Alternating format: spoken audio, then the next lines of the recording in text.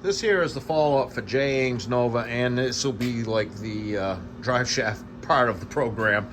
I know there's been a few videos for this car, but you know, it's kind of pertinent so a guy can see what I'm up to and what he's getting.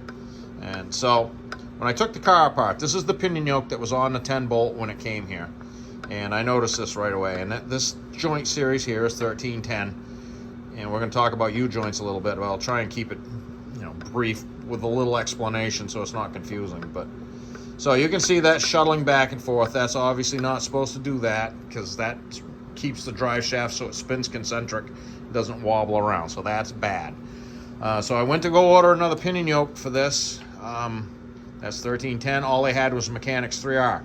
That's not a huge deal, because that's the other GM, very, very common, billions of cars built with 1310. Another billions of cars built with Mechanics 3R. So it's like tomato.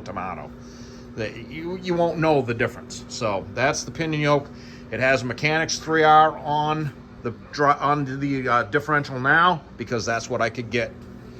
There were supply problems. So now we're going to talk about the pinion yoke, the slip yoke. This goes in the transmission here.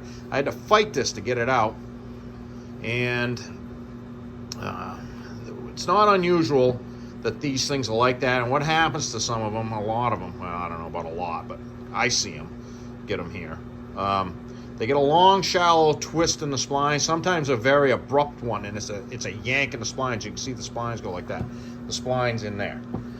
And this one slid in to about there, pretty easy, and then it started getting tight and tight and tight. If it tried to go to there, you'd have to bang it in and knock it back out with a plastic hammer. Can't have that way. So slip yoke screwed up, pinion yoke screwed up.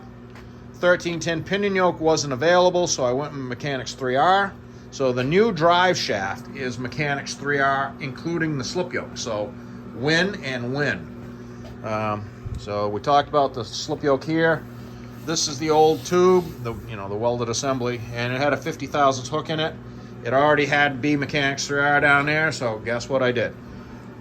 Ta-da, here we go. So this is all new. It's a PTI slip yoke. It is the ideal one for that transmission. It fits perfectly, slides in and out correctly the way it's supposed to. Problem solved there. It's Mechanics 3R all the way down. Neapco weld jokes are excellent. Spicer snap tight U-joints, excellent.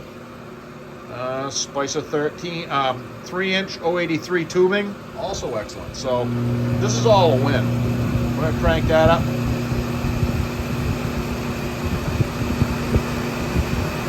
That's pushing 3,000 RPM right there. Zero at the transmission, dead flat, zero, nobody home.